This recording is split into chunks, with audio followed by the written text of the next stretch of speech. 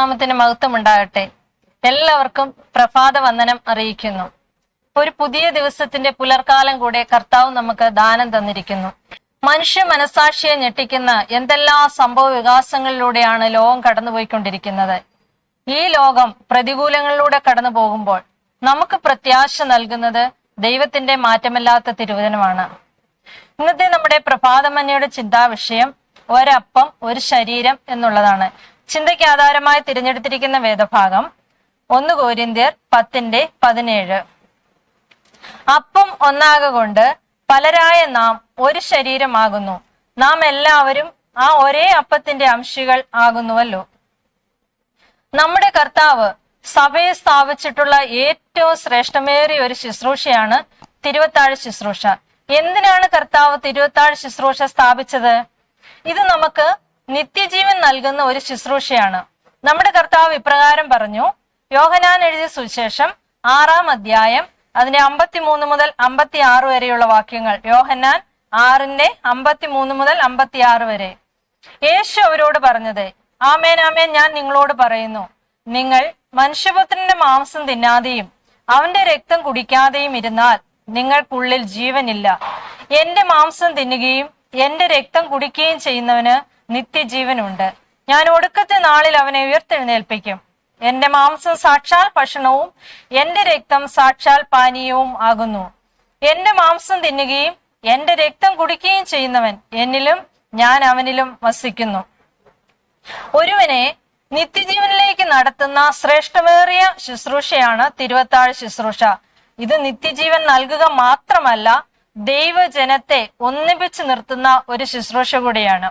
കർത്താവിന്റെ ശരീരത്തെ സൂചിപ്പിക്കുന്ന ഈ അപ്പം പല കഷ്ണങ്ങളാക്കി വ്യത്യസ്തങ്ങളായ അംഗങ്ങൾ ഭക്ഷിക്കുമ്പോൾ നാം എല്ലാവരും ക്രിസ്തുവിൽ ഒന്നായിത്തീരുന്നു. അതുകൊണ്ടാണ് തിരുവചനത്തിൽ ഇപ്രകാരം രേഖപ്പെടുത്തിയിരിക്കുന്നത്. 1 കൊരിന്ത്യർ 10:16-17 വാക്യങ്ങളിൽ, നാം അനുഗ്രഹിക്കുന്ന അനുഗ്രഹപാത്രം ക്രിസ്തുവിന്റെ രക്തത്തിന്റെ കൂട്ടായ്മയല്ലയോ? നാം നുറുക്കുന്ന അപ്പം ക്രിസ്തുവിന്റെ ശരീരത്തിന്റെ കൂട്ടായ്മയല്ലയോ?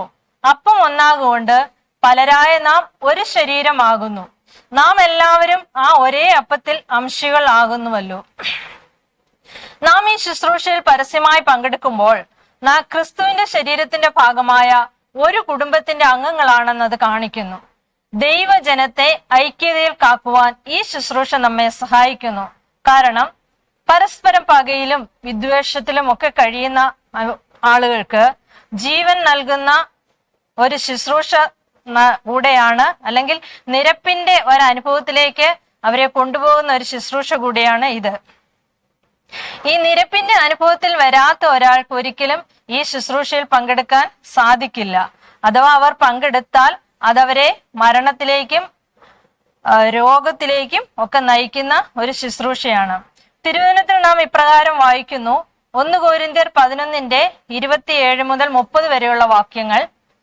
അതുകൊണ്ട് അയോഗ്യമായ അപ്പം തിന്നുകയോ കർത്താവിന്റെ പാനപാത്രം കുടിക്കുകയോ ചെയ്യുന്നവനെല്ലാം കർത്താവിന്റെ ശരീരവും രക്തവും സംബന്ധിച്ച് കുറ്റക്കാരനാകും.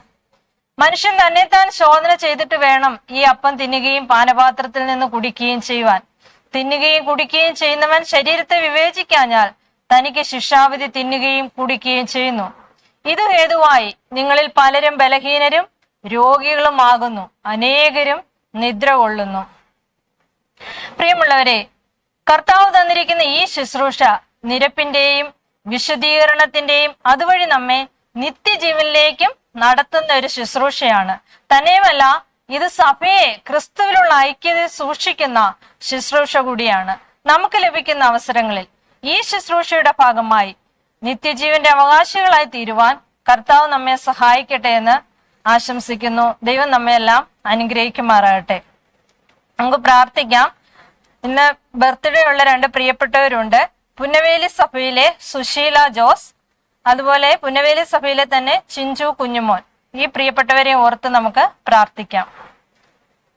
സ്നേഹവാനായ ദൈവമേ, സ്വർഗീയ നല്ല പിതാവേ, നല്ല പ്രഭാതത്തിനായി നന്ദിയോടെ സ്തുതിക്കുന്ന ദൈവമേ, അടിയങ്ങളുടെ ആയുസ്സിൽ ഒരു പകൽക്കാലം കൂടെ കാണുവാൻ സ്വർഗത്തിലെ ദൈവം അവിടുന്ന് അവസരത്തെ നൽകി. ഇതിനായി നന്ദിയോടെ ദൈവത്തെ സ്തുതിക്കുന്നു പിതാവേ. ഇന്ന് പകൽക്കാലം ദൈവത്തിന്റെ കൃപ അടിയങ്ങളോട് കൂടെ ഇരിക്കണമേ എന്ന് പ്രാർത്ഥിക്കുന്നു. അടിയങ്ങളുടെ പോക്കില് വരവില് എല്ലാ പ്രവർത്തനങ്ങളിലും ദൈവത്തിന്റെ കൃപയും സാന്നിധ്യം കൂടെ ഇരിക്കണമെന്ന് പ്രാർത്ഥിക്കുന്നു കർത്താവെ. ഇന്ന് ജന്മദിനമുള്ള 2 പ്രിയപ്പെട്ടവരെയും ദൈവവരങ്ങൾ ഏൽപ്പിച്ച് പ്രാർത്ഥിക്കുന്നു.